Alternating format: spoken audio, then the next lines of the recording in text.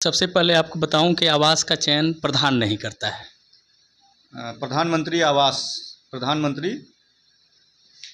आवास योजना ग्रामीण के अंतर्गत जो भी सर्वेयर लगाए गए हैं, ये गांव में जा कर के गरीब व्यक्ति जिनके पास घर नहीं है, जो झुग्गी झोपड़ियों में या कच्चे घरों में रहते हैं, उनका सर्वे कर रहे हैं। उत्तर प्रदेश के यशस्वी मुख्यमंत्री जी अभी आपके शासन का 8 साल जो है वो पूरा हुआ, आपके कार्यकाल का 8 साल जो है पूरा हुआ और इसी उपलक्ष्य में खंड विकास सुहाव में एक कार्यक्रम जो है वो आयोजित किया गया।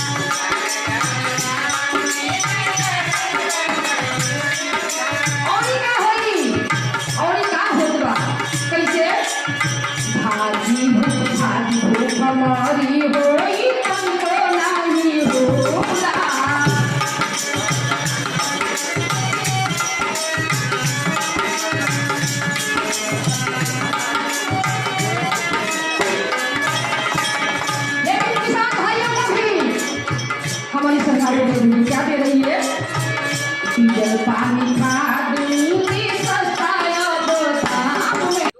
और उसमें त्रिदिवसीय 25, 26 और 27 3 दिन का ये कार्यक्रम है। अभी आज 26 तारीख है, हमारी उपस्थिति सुहाव विकास खंड पे हुई है। यहाँ के भी खंड विकास अधिकारी महोदय से हम समझने की कोशिश करेंगे कि वर्तमान में कौन कौन सी योजनाएं जो हैं वो धरातल पे फलीभूत हो रही हैं और वर्तमान में कौन कौन सी योजनाएं जो है सरकार के प्राथमिकता के स्तर पर, सरकार जो है वो सबसे प्राथमिक स्तर पे किन किन योजनाओं को चाह रही है कि वो गरीब तक पहुँचे। और इसी कार्यक्रम में, इसी क्रम में हमारी उपस्थिति विकासखंड सुहाव के कार्यालय पे हुई है। खंड विकास अधिकारी महोदय से हम अनुमति लेंगे और उनसे कुछ समझने की कोशिश करेंगे ताकि यह कार्यक्रम जो है वो लोगों तक पहुँच सके, लोगों के बीच जो है वो जागरूकता फैल सके और अधिक से अधिक गरीब लोगों तक सरकार की योजनाएं जो है वो पहुंच सकें। अभी देखिए कार्यालय के अंदर खंड विकास अधिकारी महोदय जो है उपलब्ध हैं। सबसे पहले हम आपसे सर अनुमति लेने की कोशिश करेंगे, अगर अनुमति हो तो हमें अंदर बुलाइए आप। जी बहुत बहुत धन्यवाद सर। सर वर्तमान में योगी सरकार ने अभी 8 साल जो है वो पूरे किए हैं और उस 8 साल के पूरे होने के कार्यक्रम में अभी आपके खंड विकास पे एक त्रिदिवसीय कार्यक्रम का आयोजन अभी हमने देखा, उसके बारे में ज़रा बताइए। और फिर आवास का जो कार्यक्रम है उसके बारे में भी ज़रा बताइएगा ताकि जागरूकता फैल सके और अधिक से अधिक लोग जो हैं आवास से लाभान्वित हो सके। जी बहुत धन्यवाद आपको। ये जो भी कार्यक्रम त्रिदिवसीय चल रहा है, सरकार द्वारा, भारत सरकार और राज्य सरकार द्वारा जो 8 वर्षों में गरीबों के लिए बहुत सारे कार्य चल रहे हैं, उनकी उपलब्धियों की जानकारी देना और योजनाओं की जानकारी पब्लिक तक पहुंचाना।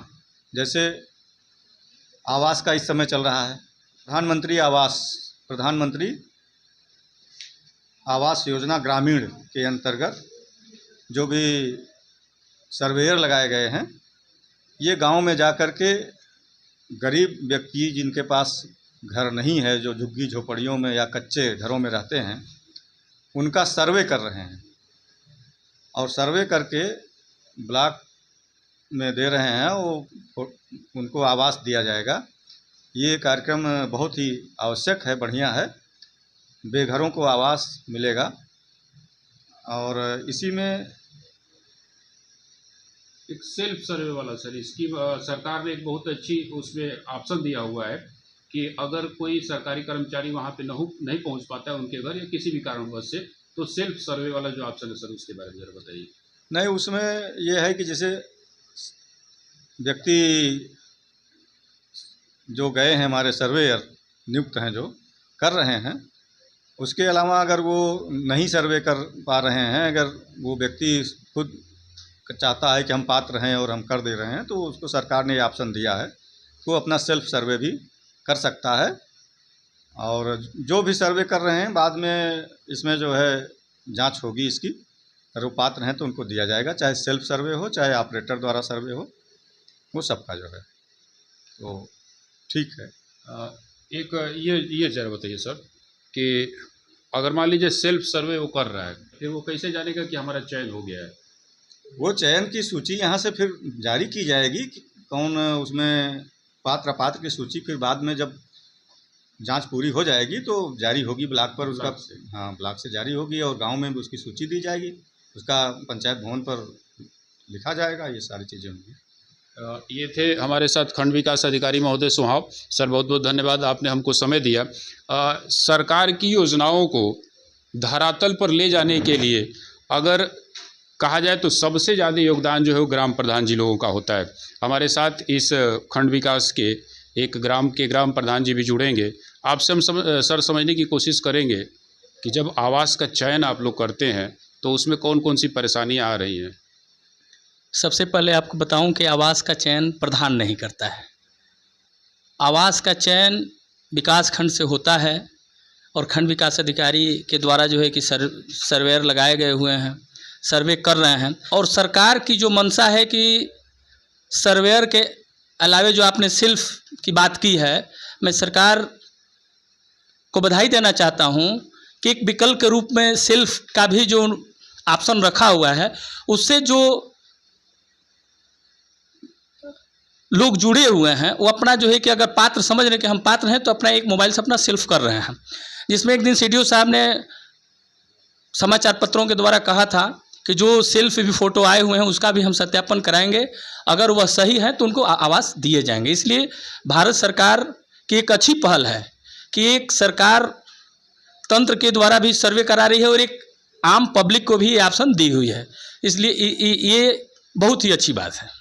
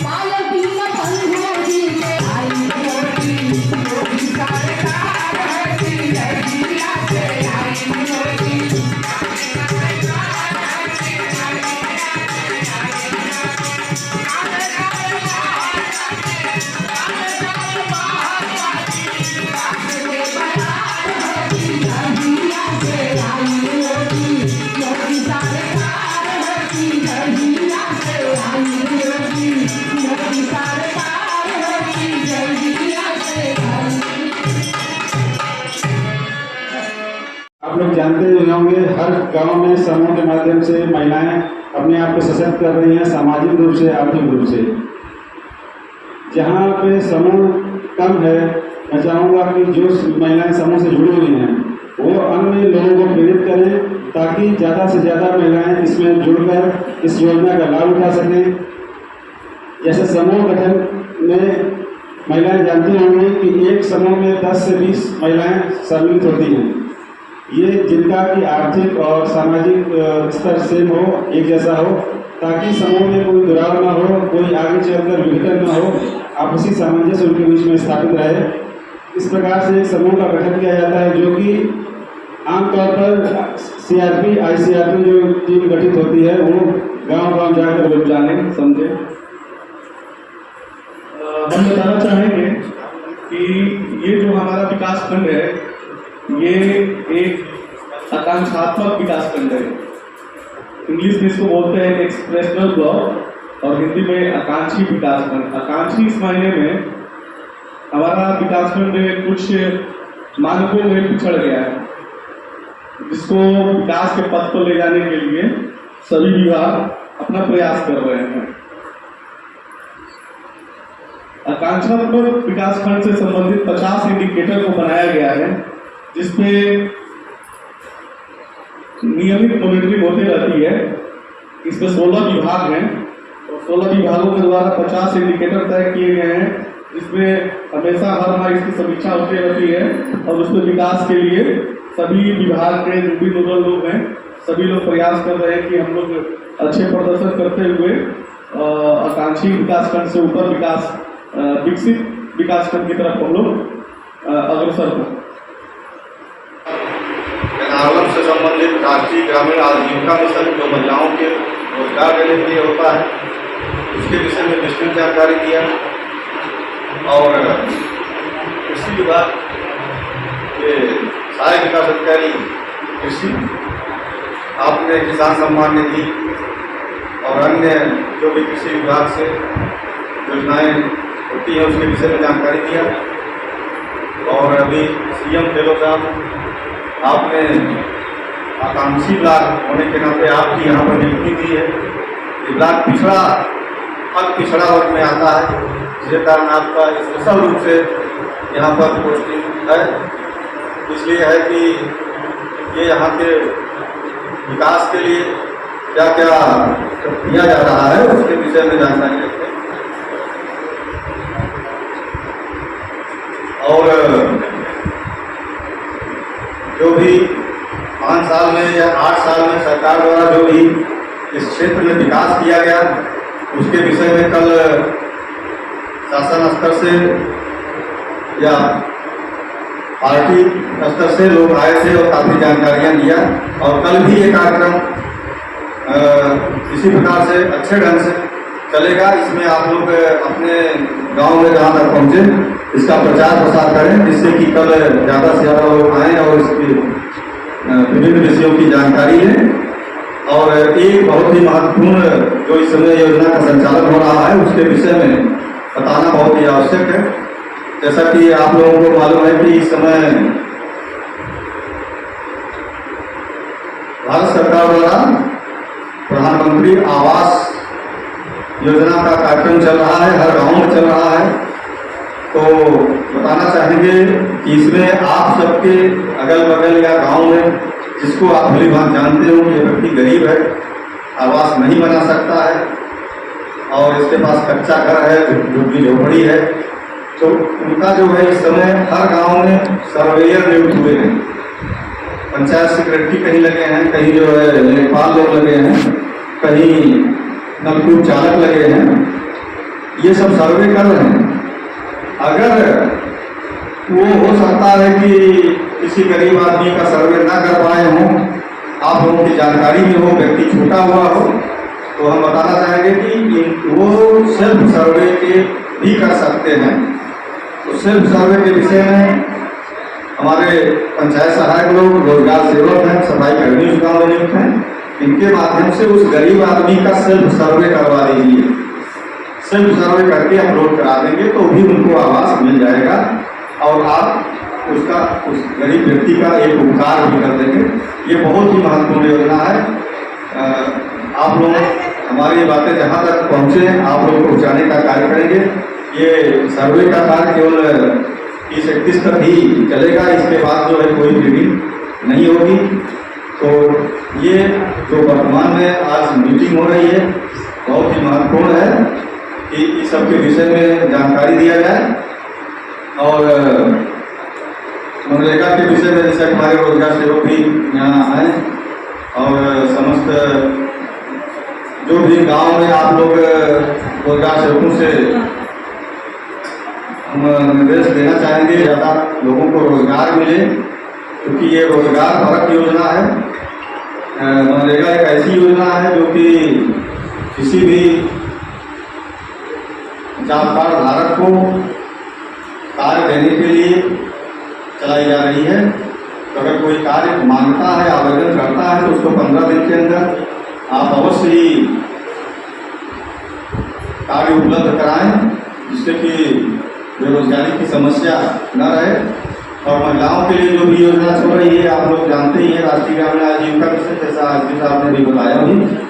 और इसमें ये क्योंकि महिलाएं बाहर नहीं निकलती हैं तो घर में ही, उनके गांव में ही ये सिस्टम सरकार द्वारा चलाया जा रहा है कि अपने पास पड़ोस के 10 या 10 से अधिक महिलाओं को कलेक्ट करके एक मीटिंग करके इसमें जो है अध्यक्ष, कोषाध्यक्ष और सचिव नियुक्त होते हैं और इसमें बैठक करते हैं, बचत करते हैं और उसका अभिलेख बनाते हैं, लेखा जोखा करते हैं और फिर लेन देन आपस में करके एक दूसरे का जो समूह के सदस्य हैं उनको रोजगार देने और दिलाने का कार्य किया जाता है महिलाओं द्वारा। ये बहुत ही अच्छी योजना है और ये बहुत ही अच्छी रोजगार परक योजना है। इसमें जो भी जहाँ भी जिस गांव में अभी तक स्वयं सहायता समूह का गठन नहीं हुआ है वहाँ पर स्वयं सहायता समूह का गठन कराएं और जिससे कि जब उस परिवार का में रोजगार होगा तो परिवार का विकास होगा, तभी जो है देश का विकास संभव है। देश के विकास के लिए हर परिवार का बहुत ही महत्वपूर्ण योगदान है। अभी हमारे सांस्कृतिक सूचना प्रसारण विभाग से आप सबने संगीत के माध्यम से बहुत ही अच्छा आप लोगों को जानकारी दिया कि सरकार द्वारा कौन कौन सी योजनाएं चलाई जा रही हैं और कैसे उनका वितरण किया जा रहा है, किस माध्यम से। तो आप लोग भी इस कार्यक्रम में आए, आप सबको बहुत धन्यवाद।